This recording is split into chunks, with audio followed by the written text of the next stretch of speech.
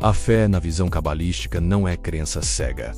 É percepção. É visão além da visão, audição além da audição. É um sentido espiritual desenvolvido, capaz de sentir a realidade que ainda não se manifestou no plano físico. Fé é ver a semente e saber que a árvore já existe, mesmo que ainda esteja escondida sob a terra. Quando a Cabala fala de fé, ela não se refere à passividade, ao esperar que algo aconteça sem ação. Pelo contrário, fé é uma força ativa da alma, que constrói pontes invisíveis entre o desejo humano e a vontade divina. É como ensina o Zohar.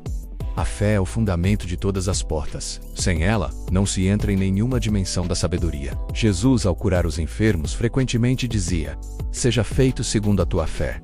Essa frase é um código espiritual. Ele não dizia segundo a minha fé ou segundo o poder de Deus, mas segundo a tua fé. Ou seja, a medida em que a luz divina pode se manifestar na sua vida depende da tela que você cria, da sua capacidade interna de receber essa luz sem corrompê-la. A fé, nesse sentido, é o massage da alma, o filtro que possibilita que a luz entre de maneira harmoniosa. O rei Salomão, em sua sabedoria, afirma em Provérbios 3:5: "Confia no Senhor de todo o teu coração e não te apoies no teu próprio entendimento." Salomão não estava rejeitando o raciocínio humano, mas ensinando que a compreensão terrena é limitada, enquanto a fé conecta a consciência ao nível onde todas as peças já estão no lugar. Para a Cábila, isso é Biná, a sefirá da compreensão profunda, que gera confiança porque vê o propósito e não apenas o caos aparente. Baal HaSalam, o grande mestre do século XX, dizia que a fé verdadeira é equivalente a ter já atingido a percepção do Criador. Não é imaginar, mas experimentar a presença do Criador como algo tão real quanto sentir o calor do sol na pele. A fé é, portanto, a vestimenta inicial para a revelação.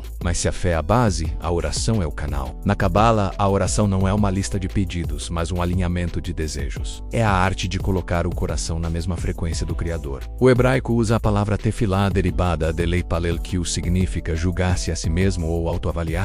Ou seja, orar é entrar em julgamento sobre a qualidade do nosso desejo. Ele está voltado para receber apenas para mim ou para receber a fim de compartilhar? Rábia de Basra, mística sufista do século VIII, orava assim: "Se eu te adoro pelo medo do inferno, queima-me no inferno. E se eu te adoro pelo desejo do paraíso, exclui-me do paraíso. Mas se eu te adoro por ti mesmo, não me negues a tua eterna beleza." Essa oração é um eco profundo do que a Cabala ensina. O verdadeiro diálogo com o Criador acontece quando o desejo não é motivado pelo ganho, mas pela conexão. Rabi Akiva, mártir e mestre do amor ao próximo, ensinava que a oração é mais poderosa quando vem de um coração partido. Não porque Deus queira o sofrimento, mas porque o coração partido não tem mais ilusões de autossuficiência. Ele se abre para receber luz porque reconhece que não pode criar luz por si mesmo. Na linguagem da Cabala, esse é o estado de Kli Shavur, o vaso quebrado que anseia por ser preenchido novamente pela luz. Jesus, no Sermão da Montanha, oferece um mapa da oração. Entra no teu quarto,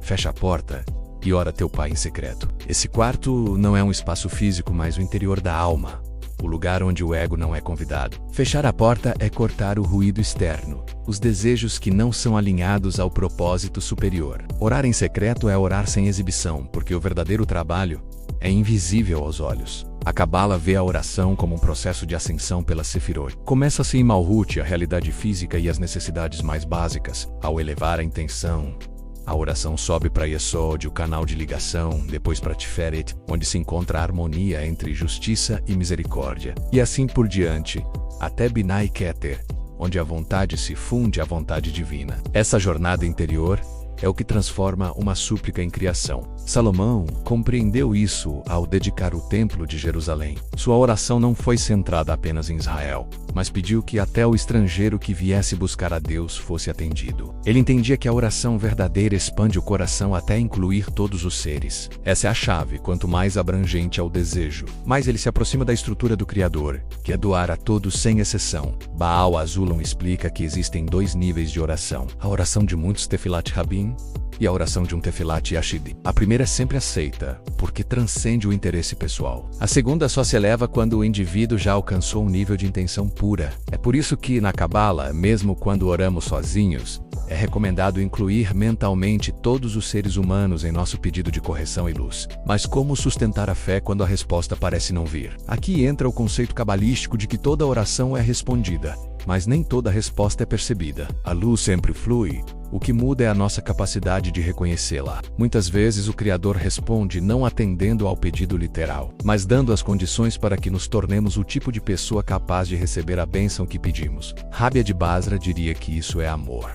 O amor que não nos entrega veneno só porque o desejamos. Jesus também deixou isso claro quando disse: "Qual de vocês, se o filho pedir pão, lhe dará uma pedra?" A fé é confiar que mesmo quando recebemos algo diferente do que pedimos, é exatamente o que precisávamos para avançar. Na prática, a Cabala sugere exercícios para fortalecer a fé e purificar a oração. Um deles é o de Akarat Ahá, o reconhecimento do mal, ou seja, a identificação honesta das intenções egoístas que contaminam nossos pedidos. Outro é a intenção antecipada Kavaná, em que antes de orar, paramos por um momento e perguntamos: o que quero pedir agora vai servir apenas para mim ou para o todo? Rabbi Nachman do Breslov, mestre da alegria espiritual, ensinava a prática da Itibodedut, uma forma de oração livre, em que se fala com o Criador como se fala com um amigo íntimo, sem formalidades, em voz alta, se possível. Isso remove a rigidez e devolve à oração a espontaneidade da alma.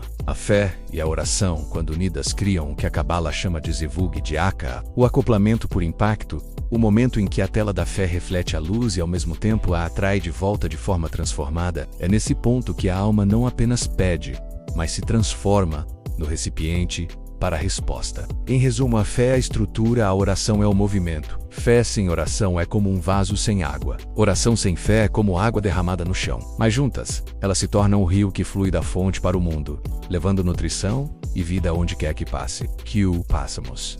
Como Salomão, orar por todos, como Jesus, confiar na medida da nossa fé, como Rábia de Basara, desejar apenas o rosto do amado, como Baal Hasselem. Buscar a percepção do Criador já neste mundo, e como todos os justos, manter o coração voltado para cima mesmo quando os pés estão mergulhados na lama, porque como diz o Salmo 37:3, confia no Senhor e faze o bem, assim habitarás na terra e te alimentarás em segurança. E na linguagem da Cabala, habitar na terra significa viver na Malhut retificada, onde a luz e o vaso estão em perfeita união. E se alimentar em segurança é receber a luz sem que ela seja corrompida pelo ego. Esta é a fé, esta é a oração e este é o caminho da Cabala para todos.